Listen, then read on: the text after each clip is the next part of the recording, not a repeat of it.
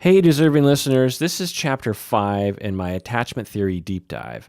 I've already had 4 chapters, so listen to those first. In this chapter, I'm going to talk about sexuality and attachment theory. There's a lot of research on sexuality and attachment theory, but I want to get into at least some of it here just to give you an idea of what's going on in the research.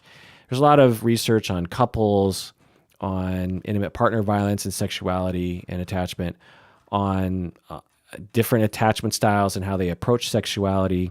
You know, preoccupied people approach sexuality different than avoidant people, than secure people.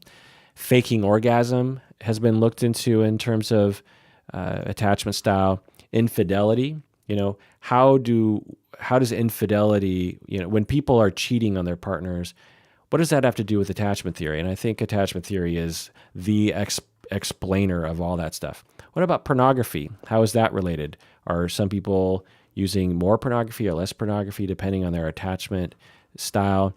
And then also, what about child porn? You know, is child pornography related to attachment theory? You know, the consumption or proliferation of child porn, is that related to attachment insecurity at all? So let's get into all of that. This is the Psychology in Seattle podcast. I'm your host, Dr. Kirk Honda. I'm a therapist and a professor. If you're not a patron of the podcast, you're not going to hear this whole episode. So if you want to hear this whole episode, go to patreon.com and become a patron of the podcast. Do so now.